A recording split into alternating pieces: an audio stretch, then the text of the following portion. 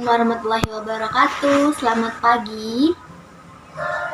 Bagaimana kabarnya hari ini? Sehat ya? Alhamdulillah semuanya sehat. Ayo dilihat, ini bangku dan mejanya belum rapi nih, belum lurus. Saya diluruskan dulu dengan depannya ya. Yuk, nah itu belum rapi. Nah, kalau sudah rapi seperti ini kan jadi lebih terlihatnya tuh enak dipandang dan kalian bisa lebih fokus. Apakah hari ini semuanya hadir atau ada yang tidak hadir? Rafa kenapa nggak hadir? Sakit. Oh baik, ya kita doakan semoga Rafa kembali sehat supaya bisa berkumpul lagi dengan kita di sini supaya bisa belajar kembali ya. Oke. Sebelum memulai pembelajaran, alangkah baiknya kita berdoa terlebih dahulu. Pada ketua kelas, silahkan untuk memimpin doa. Baik, pada hari ini kita akan mempelajari mengenai pH untuk asam dan basa. Sebelum itu, apakah ada yang sudah tahu apa itu pH? Ya, silahkan. Betul, pH adalah derajat keasaman dan kebasaan suatu larutan. Di mana skala pH sendiri ini berkisar antara 0 sampai yang paling besar adalah 14.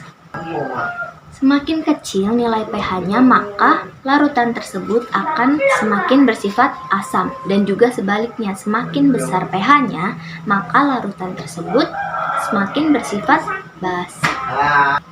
Asam dan basa sendiri dibedakan menjadi asam kuat dan basa kuat serta asam lemah dan basa lemah.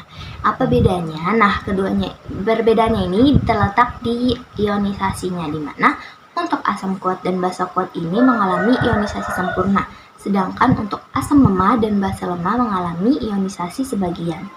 Nah, sekarang kita akan mempelajari bagaimana cara menghitung pH untuk suatu larutan asam maupun basa. Contohnya yang pertama di sini adalah kita akan menghitung pH untuk larutan HCl dengan konsentrasi 0,1 molar. Di sini HCl adalah asam kuat sehingga mengalami tadi ionisasi sempurna ya, di mana ionisasinya ini menjadi H+ dan Cl-. Nah, selanjutnya kita tuliskan reaksi ionisasi dari HCl ini menjadi mula-mula, reaksi, kemudian sisa, sehingga nanti kita akan mengetahui berapa konsentrasi H+ di akhir reaksi.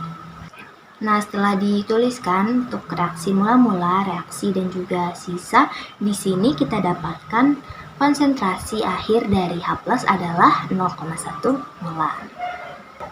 Nah, ketika berbicara mengenai larutan di sini, maka suatu larutan akan memiliki zat pelarut, di mana pelarut di sini yang digunakan adalah air, sehingga air ini akan mengalami ionisasi sebagian menjadi H+ dan OH- dengan perbandingan yang sama. Jadi di sini apabila konsentrasi H+ dari ionisasi air ini kita ibaratkan sebagai X, maka OH- juga sama dengan X, sehingga untuk konsentrasi H+ suatu larutan adalah jumlah total dari konsentrasi ion H+ dari HCl tadi dan juga ditambah dengan konsentrasi H+ dari air. Nah, kita tuliskan sebagai berikut. Nah, jika air mengalami ionisasi tadi, maka akan ada tetapan kesetimbangan untuk air atau yang disebut juga sebagai KW, di mana pada suhu 25 derajat Celcius itu nilai KW sama dengan 10 pangkat min 14. Nah, sehingga untuk menghitung nilai KW dari air ini dibutuhkan konsentrasi dari H+ dan juga OH- yang dituliskan sebagai berikut.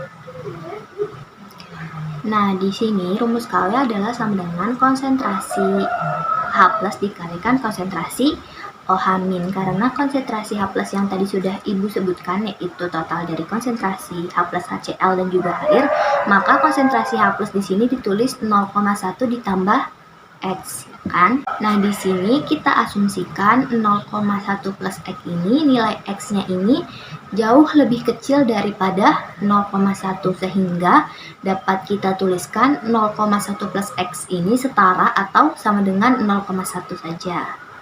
Sehingga nah, di sini konsentrasi H+ dari air ini sangat kecil ya, yaitu didapatkan konsentrasinya 10 pangkat min 13, sehingga lebih dominan konsentrasi H+ ini adalah dari HCl, sehingga untuk asam kuat ini konsentrasi H+-nya dapat kita tuliskan langsung dari konsentrasi asam itu sendiri. Nah, rumus pH untuk asam kuat sendiri dituliskan dengan min log konsentrasi H+, sehingga jika kita jabarkan konsentrasi HCl 0,1 molar tadi didapatkan sama dengan nilainya yaitu 1. Bagaimana? Apakah sudah paham untuk menghitung pH asam kuat, basa kuat, ataupun asam lemah dan basa lemah?